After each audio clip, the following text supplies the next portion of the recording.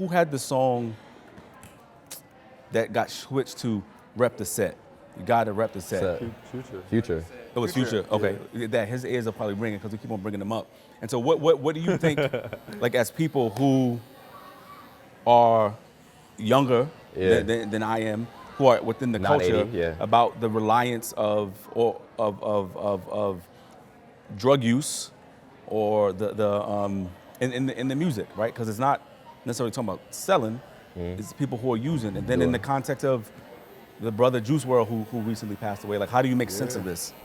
I don't know. I feel like it's the pressure at such a young age, knowing that like the nation is watching you and everything you do and your every move, the pressure is getting to them. Plus, they're like all the same age and things that they're doing. They almost seem like they want to fit in to that and they want to uphold that image. So then they get lost and maybe they don't have the proper guidance to keep them on the right path to know what it is what they're doing. And I also think it's just like, I think that along the path, like long generationally speak, I don't want to blame old heads, but I think there's blame left to like the generation that came before. To be real, hold up, like hear me out. Because I think like when you talk about like 90s, like 80s, 90s, whatever, you talk about like people who talked about like selling drugs or what, like involvement in crime and stuff to feed, to like provide, support their families, etc. And then it transitioned into now where people are talking about, instead of being like the dealers, they are now the drug users themselves. But I think like for us to say, act like there isn't something that like had to overshadow, like where did that transition come from? Like, I think that kind of one talks about like the lack of therapy that happened in the one in music industry, and especially like with men of color as a whole. Because I don't think I think it would be obvious, like it would be like dumb for like us not to point out the fact that a lot of the reason like these artists start using drugs is to cover up like mass problems they have, like dealing with stress, anxiety. I know Polo G the other day, like a week ago or two ago, posted on Instagram about his depression, his struggle with depression and stuff, and how he was using perks, he was using like Xanax and stuff like that. And because like growing up, he didn't have like those figures in his life to talk about it. And like I think that's where my problem comes in, because a lot of like my problem with like older heads, like one, I'll never argue with somebody over the age of 50, stuck in their ways. But like I'm being real. But the thing is like everybody's so quick to critique, but don't take a step back to understand like what led up. Like it didn't just come out of nowhere. Like there was definitely like obvious signs of transitions, and Juice WRLD's not the first, and I don't think he'll be the last, because like we're more stuck on like, wow, he's a drug addict, he's this and that, instead of talking about probably like the lack of like parental advice in his house.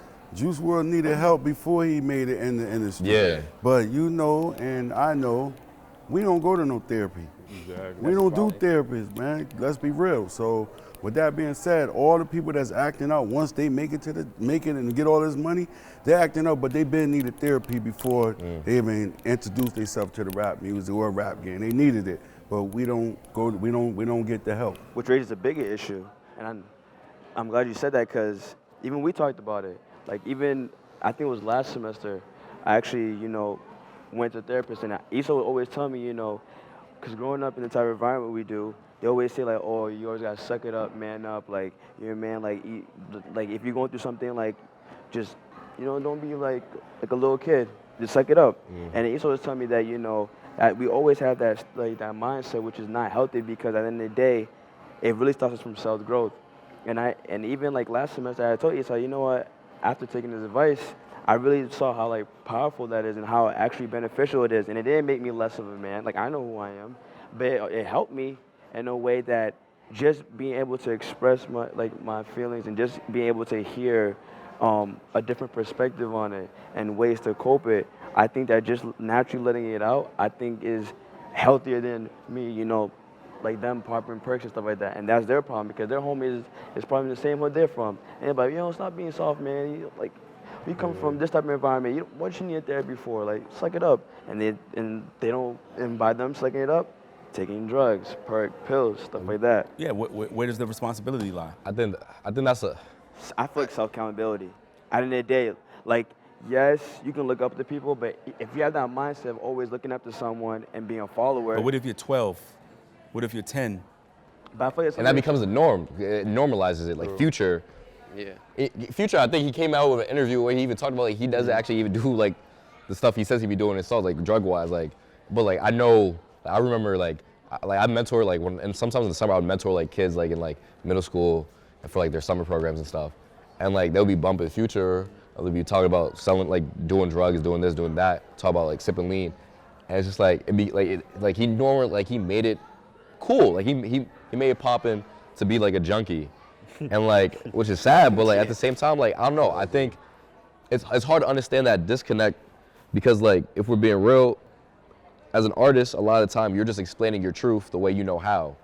So I think when it takes a step, because I don't know, like when is it start? Like let's say you're on SoundCloud and you're releasing like your poetry, but you're just layering beats on it, like you just rapping. But as you express like self-therapy, like you're expressing yourself, should it then be on you to save the lives of these kids, be like or like be different because like your streams went up and like now you're getting paid? Like I don't know. And Like you're I think when it gets commercialized. What about the artists such as Kanye, right? Puts out all of this music, but when Kim Kardashian West was pregnant with his child, he had restrictions that she couldn't listen to certain things because he didn't want that negativity getting into his baby, or the fact that some artists won't let their kids listen to certain music, but yet they produce this music, right? And so you say, like, is it on the artists? Like, so do you think artists just have no responsibility? I don't think there's no responsibility. That's why I like albums like KOD, because they actually address it, and like that's like a real life situation that's happening. And like I can't remember which song it was, but he talks about how like we use all these different things to kind of like latch onto and not really deal with our problems. I think it was Motivate. Like he's talking about money, like we're all following money, And like even in the video, like he's on the cloud like with all the drugs and stuff, and like you see like he's actually addressing it. And I don't think J. Cole like actually does anything himself, but I do think there's a level of responsibility once you get to a certain point. Like I think he's kind of adopted that like I'm at that point where I'm kind of trying to father these younger dudes who are coming into the game, and so I feel like once you're at that point, then that's when you really kind of have to step up in terms of like social responsibility.